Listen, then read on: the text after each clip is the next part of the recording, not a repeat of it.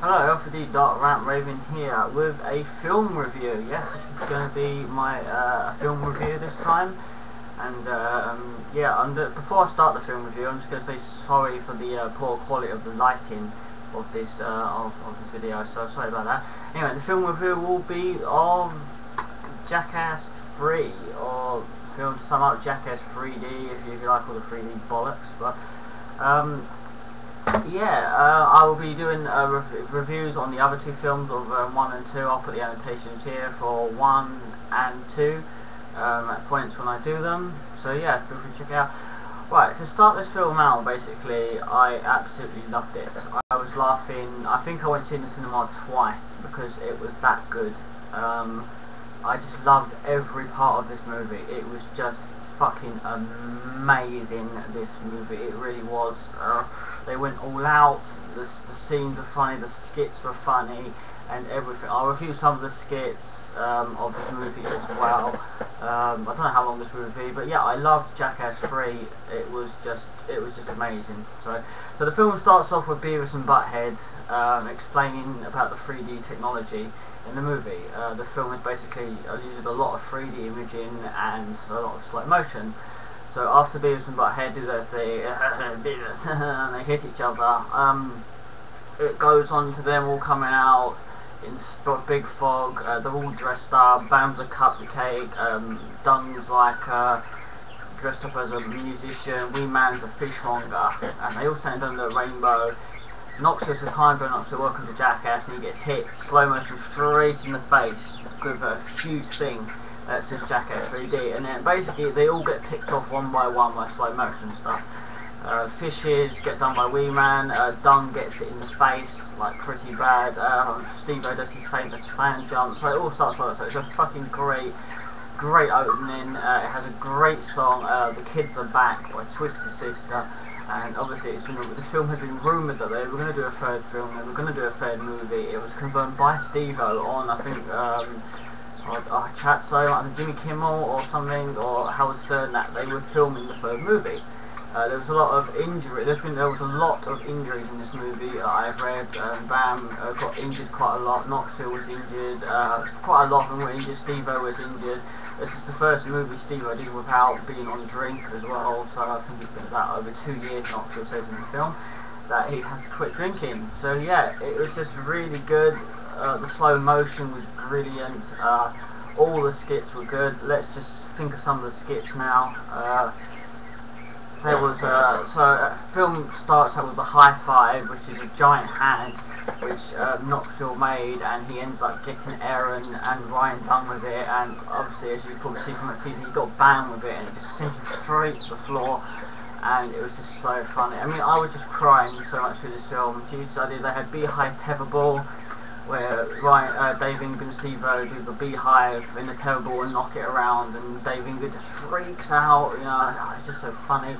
The jet plane, where they do all the things on the jets, and then they try and use the wind force of the jet, and it starts out with Ryan Dunn. So that was a good opening for that. The Rocky, which was another great idea, to slow-mo punching people in the face of Rocky's film. There was only 2 that actually made the film. A lot of them were deleted scenes, and obviously Rick Cossack's one was actually planned because he was set to be in a scene, but they cut it out, so he wanted to do a Rocky. A midget bar fight was just funny. Electric Avenue, it's just like, as soon as you see all the stun guns and everything going on, you just think, oh my god, no, that's just fucking bad. I'm just looking at a list now. There's the reason why my eyes are looking at the computer. The dildo bazooka was actually really quite funny. Knoxville once again experimenting with dildos, because as he does in most of the second and first films. The Christmas tree, which you see the appearance of the Doocems. If anyone has seen the Doocems before, they are obviously I think the Finnish version of Jackass, and they are really good. So it was good to see the Doocems in this one, because I think Bam was in the Doocems movie as well. There was duck hunting, which was pretty okay. The ram jam, which was just absolutely funny. I love the ram jam. It's probably my most favourite skit in it. I'll label my favourite skits in a minute. And that was like the penis cam, where it showed Bam pissing on people, which was quite funny as well. So fucking penis baseball.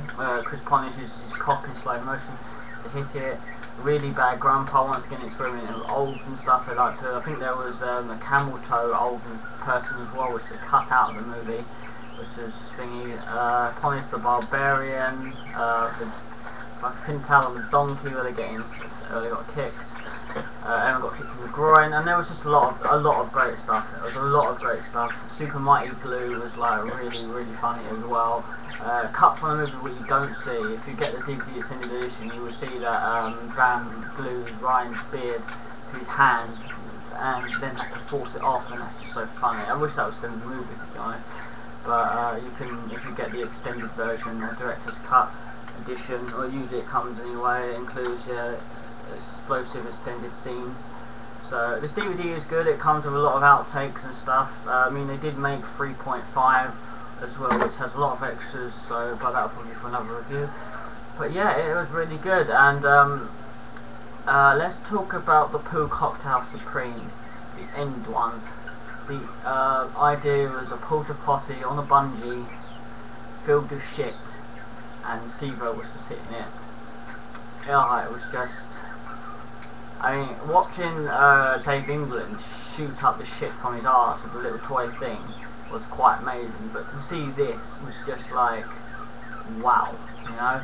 It was just wow. I mean, you'll see in 3.5 there was a lot of ball shots, groin shots with basketballs. That was pretty amazing, but Steve-O, man, he even explains it in the film. He didn't actually mind it, but old Lamborghini Tooth Pull as well. That was a painful one to watch.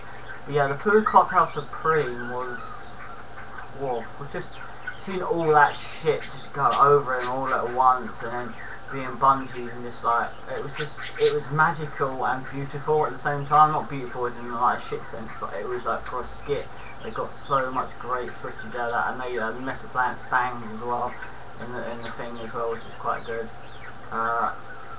So yeah, it's a great film. I think I'm not going to point out and say the 1 was better than 2 and 2 was better than 1, but I will openly admit now, I did laugh a lot more at this film than I did 1 and 2.